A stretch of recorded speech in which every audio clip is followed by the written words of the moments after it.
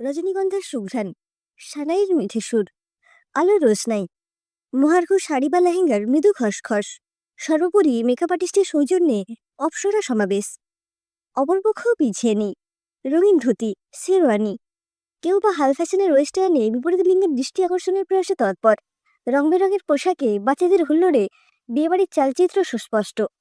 লাল velvet মোড়া সিংহাসনে রাজেন্দ্রনীর মতো বসে রয়েছে আজকের অনুষ্ঠানের মূল আকর্ষণ নবপরিণীতা রজনী। পাশেই আছেন শাশুড়ি মা নীরা। নিমন্ত্রিত অতিথি উপাগতদের সাথে পরিচয় করে দিচ্ছেন তার নতুন বৌমার। ম্যাজেন্টা কালারের বেনারসিতে আর সাবেকি গয়নায় রজনী আজ অনন্যা। নতুন বইয়ের কেউ প্রশংসা করলেই আপ্লুত হয়ে যাচ্ছেন নীরা। আজ তার পরম আনন্দের দিন। একমাত্র ছেলে শুভজ্যোতির জন্য নিজে পছন্দ করে বউ এনেছেন।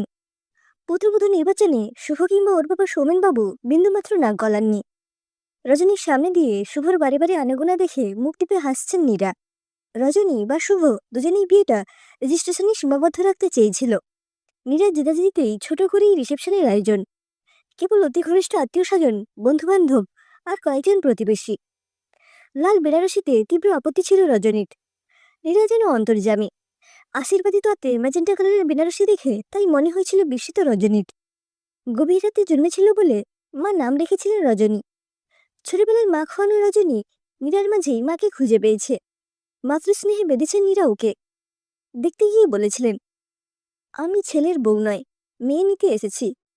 নীরার বান্ধবী মলিনার দিদির মেয়ে রজনী। ছোটবেলায় দেখেছেন দু একবার মলিনার বাড়িতে। মিষ্টি শান্ত স্বভাবের মেয়েটিকে ভালো লেগেছিল তখনই। তারপর কত ঝড়ঝঞ্ঝা পেরিয়ে আজ স্বপ্নপূরণ। সেলফোনে টুক করে সময়টা দেখে নিলেন নীরা। 11:30 বেজে গেছে। লাস্ট ব্যাচেরও আইসক্রিম পর্ব চলছে। যাক, ভালোই ভালোই সব মিটল। সুস্থির নিঃশ্বাস ফেললেন নীরা। রজনীর মনে হচ্ছিল সব স্বপ্ন। এত সুখ সইবে তো ওর কপালে। যখন ওর বয়স মাত্র 11, মরণব্যাধি ক্যান্সার কেড়ে নিল ওর মাকে। সেই থেকে বাপি ওর সব। ওর অযত্ন হবে ভেবে বাপি নিজের জন্য কিচ্ছু ভাবেনি। মেয়ের দায়িত্ব কাউকে দিতে ভরসা পাননি। মেয়েকে একাই মানুষ করেছেন। বাপি একমাত্র ছেলে। তাতে ঠাকুমা পৃথিবী ছেড়েছেন অনেকদিন। আত্মীয় স্বজন বলতে তেমন কেউ ছিল না, একমাত্র ছোট মাসি ছাড়া। মলিনা নিয়মিত খোঁজখবর রাখতেন মা মরা বঞ্চির। রবিবার বা ছুটির দিনগুলোতে হয় মাসির ওখানে বাপ বেটির নেমন্তন্ন থাকতো, নতুবা দুটো স্টেশন পরেই দক্ষিণেশ্বর থেকে টিফিন বাক্স নিয়ে মাসি হাজির হয়ে যেতেন। মাসির একটি ছেলে, পুবলু, ক্লাস 9-এ পড়ে। ভারী মিষ্টি স্বভাবের ছেলে। রজনীর খুব বাধ্য। চিন্তায় ছেদ পড়ে খুড়তুতো ননদ মিত্রার কথায়। কি এত ভাবছো বৌমণি? দাদা ভাইয়ের কথা? সে বেচারা অপেক্ষা করতে করতে কটা সিগারেট পোড়ালো কে জানে। বৌমণি, দাদা ভাইয়ের এই বদভ্যেস ছাড়ানো কিন্তু তোমার দায়িত্ব। এবার চলো, তোমাকে তোমার ঘরে পৌঁছে তবে আমার ছুটি। বড়মা আজ থেকে যেতে বলেছে। মোটে 2 মাস হলো বিয়ে হয়েছে, বর ছেড়ে থাকা যায় বলো? ওর বলার ভঙ্গিতে হেসে ফেলে রজনী। মিত্রা আবার বলে, কাল সকালে চলে আসবো তোমাদের খবর নিতে। রজনীকে ঘরে পৌঁছে বাইরে দিয়ে দরজা বন্ধ করে হাসতে হাসতে চলে যায় মিত্রা। ফুলসজ্জার খাট, রজনীগন্ধা আর রকমারি অর্কিডে সুন্দর করে সাজানো। শুভ ঠোঁটে জ্বলন্ত সিগারেট। মায়াবী ফুলের গন্ধে, নিকোটিনের বিমায়ন গন্ধে গা গুলিয়ে ওঠে রজনীর। ব্যাপারটা অনুমান করেই সিগারেট ফেলে দেয় শুভ। ঘর লাগোয়া বাগানের দিকে জানলা খুলে দেয়। কামিনী ফুলের মিঠে গন্ধ মিশে রজনীগন্ধার সাথে। শুভ এগিয়ে এসে হাত ধরে বসায় ওকে বিছানায়। রজনীর গলাটা শুকিয়ে আসে অজানা আশঙ্কায়। হৃদস্পন্দনের গতি বেড়ে যায়। এই প্রথম পরিপূর্ণ দৃষ্টিতে ও দেখে শুভকে। সুদর্শন, স্মার্ট, ঝকঝকে যুবক মুগ্ধ দৃষ্টিতে অপলকে দেখছে ওকে। সুশোভনের দৃষ্টিতে কখনো মুগ্ধতা দেখেনি রজনী, বরং একরাশ তাচ্ছিল্য আর অবজ্ঞা ছিল।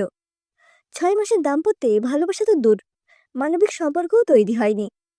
রজনী তখন গ্রাজুয়েশন সদ্য কমপ্লিট করেছে। বাবার কলিগ সুব্রত কাকু সম্বন্ধটা আনলেন। পাত্র সুশোভন সেনগুপ্ত, ইলেকট্রিক্যাল ইঞ্জিনিয়ার, একমাত্র ছেলে, বহুজাতিক কোম্পানিতে উঁচু পদে কর্মরত। লেক টাউনে নিজস্ব 3 তলা বাড়ি। ছেলের বাবা সত্যেন সেনগুপ্ত রিটায়ার্ড সরকারি অফিসার। মা মঞ্জুলা সমাজসেবিকা। নির্ঝঞ্ঝাট ছিমছাম পরিবার, পাল্টি ঘর। বাপি আপত্তি করার কারণ খুঁজে পেলেন না। ছোট মাসি মিশেও সানন্দেই সম্মতি দিলেন। সস্ত্রীক সত্যেনবাবু ওকে দেখে পছন্দ করে গেলেন। এরপর সুশোভন এলো বন্ধুবান্ধব নিয়ে। দেখতে এসে ও সস্তা জটিল রসিকতা ভালো না লাগলেও মেনে নিয়েছিল রজনী। ভুল হয়েছিল সেখানেই। তাড়াহুড়ো করে হয়ে গেল বিয়েটা। বন্ধু-বান্ধবী পরিবৃত সুশোভন বিয়ের আসরেই চূড়ান্ত অশোভন আচরণ করেছিল। চোখের জল মুছতে মুছতে অলোকবাবু ভাবছিলেন, ভালো করতে গিয়ে মামনির ক্ষতি করে ফেললাম না তো? তার আশঙ্কা যে অমূলক নয় দ্রুতই প্রমাণ হলো। স্বপ্নভঙ্গের শুরুটা হলো ফুলশয্যার রাতে। নামি হোটেলের ব্যাংকোয়েট হলে রিসেপশন পার্টি ছিল। হাজারখানেক নিমন্ত্রিত। অনুষ্ঠান মিটতে মিটতে বেশ রাত হয়ে গিয়েছিল। তারপর বাড়ি ফিরে ফ্রেশ হয়ে বাপের বাড়ি থেকে পাঠানো দত্তের লাল বেনারসি ফুলের সাজে সেজে ও তখন অপেক্ষায় সুশোভনের। প্রায় শেষ রাতে ঘরে এলো ও। প্রথমেই বকুনি, এসব জবরজং সেজে আছো কেন? খোলো এসব। হতবাক রজনী ধাতস্থ হওয়ার আগেই আবার ধমক, এত রোগা কেন? বাবা ভালো করে খেতে দিত না? শরীরে তো কিচ্ছু নেই। অশালীন ইঙ্গিত করে বলেছিল সুশোভন। ও বরাবর ছিপছিপে গড়নের, সে কারণে এতদিন সব জায়গায় প্রশংসাই পেয়ে এসেছে। সেই ফিগার নিয়েও চূড়ান্ত অপমানিত হতে হলো। ওর মধ্যবিত্ত পরিবারের সাথে সুশোভনদের স্ট্যাটাসের বৈষম্য নিয়েও বিস্তর কথা শোনালো।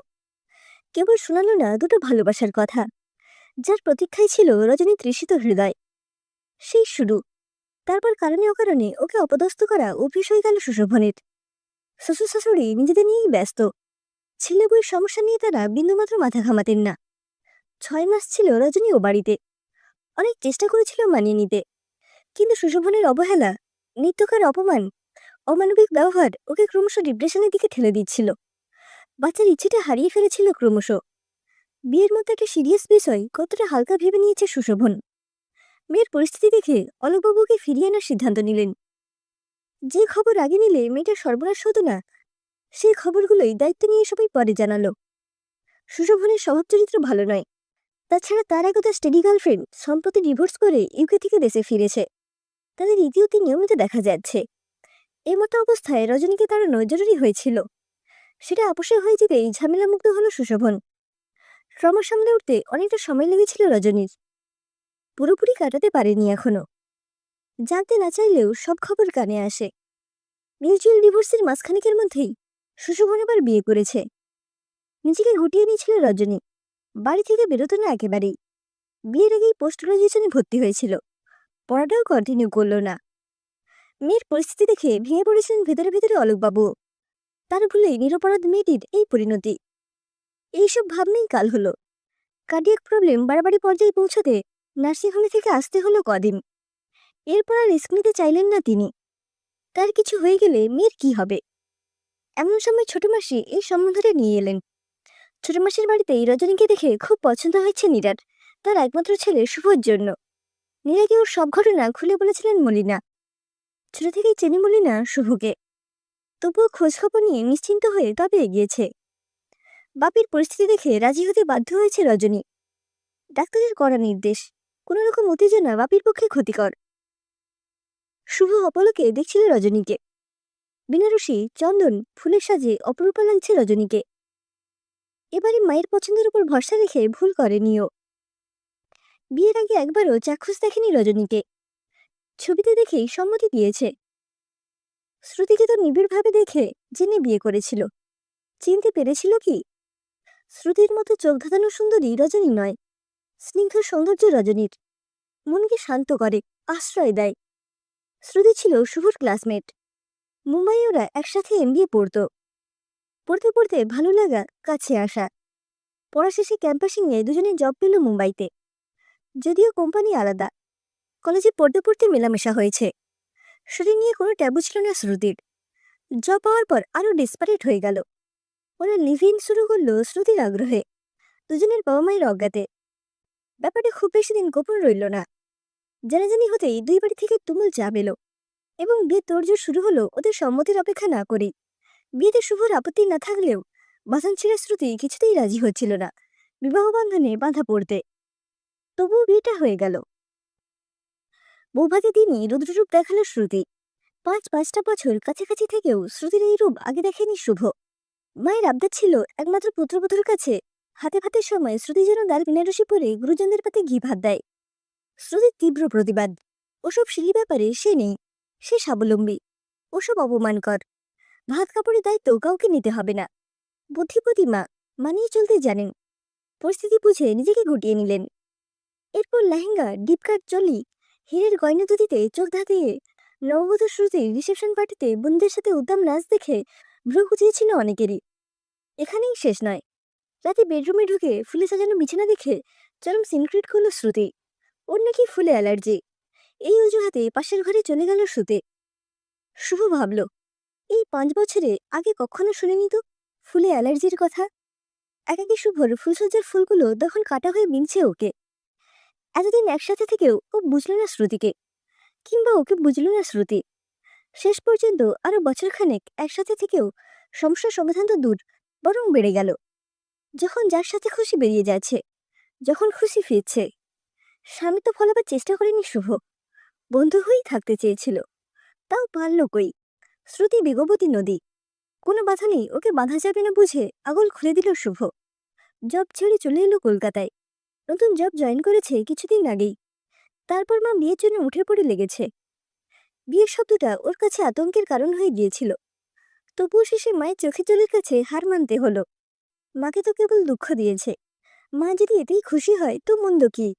বাবাও চাইছিলেন ছেলে সেটেল হোক। এই মেয়েটিও ওরই মতো বঞ্চনার শিকার।